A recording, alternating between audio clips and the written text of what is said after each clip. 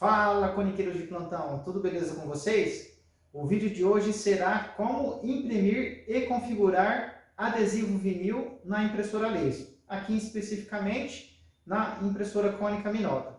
Vamos imprimir nos vinil branco e transparente, tá? Acompanhe aqui, temos um vinil transparente, branco fosco e branco brilhante. Acompanhe a gente agora na tela do computador. Vamos ensinar para vocês como faz a configuração para imprimir adesivo vinil.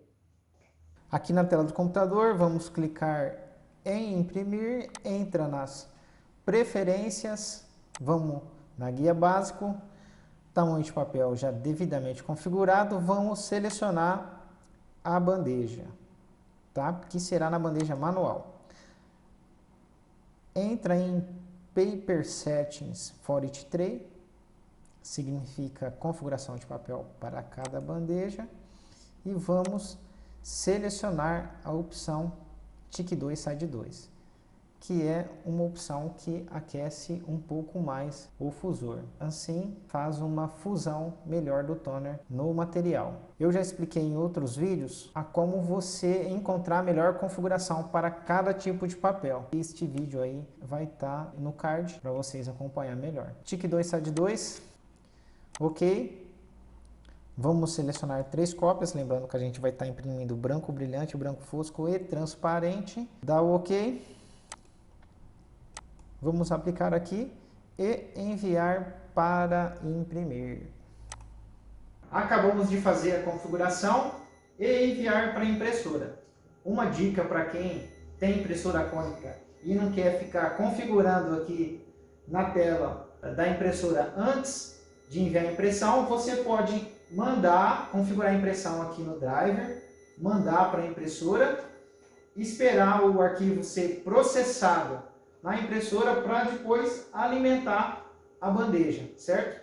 Vamos colocar agora o vinil para ver como vai ficar a impressão final.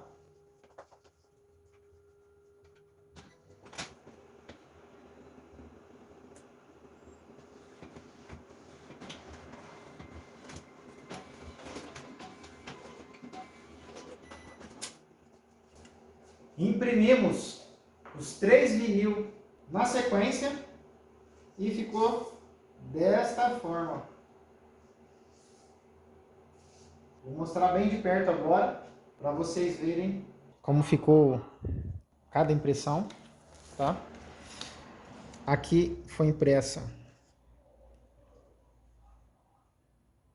no fosco. Olha como ficou bonita a impressão.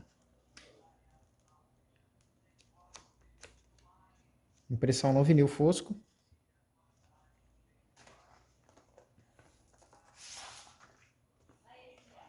Esta impressão aqui foi no vinil